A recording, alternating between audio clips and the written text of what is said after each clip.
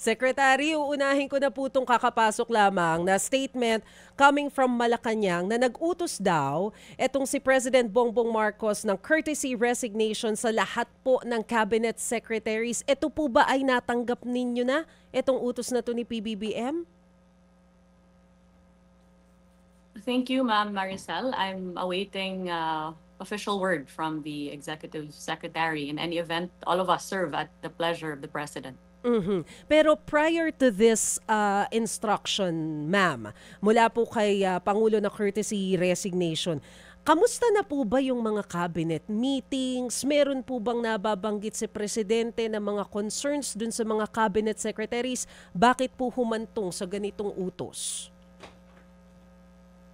Well, our cabinet meetings have always been quite comprehensive dahil alam na alam naman po ng ating presidente yung lahat ng detalye ng kalakaran ng gobyerno.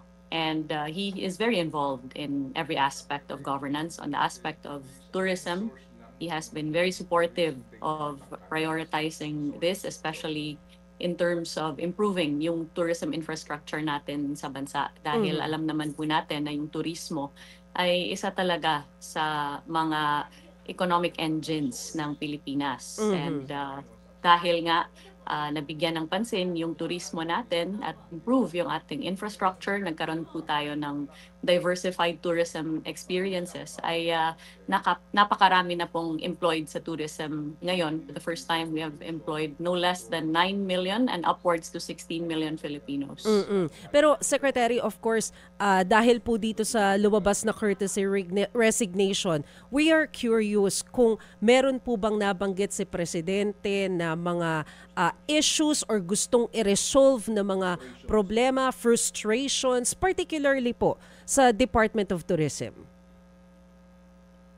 Well, what I do recall is his frustration with the budget in terms of the difference between what he had originally proposed and what eventually came out.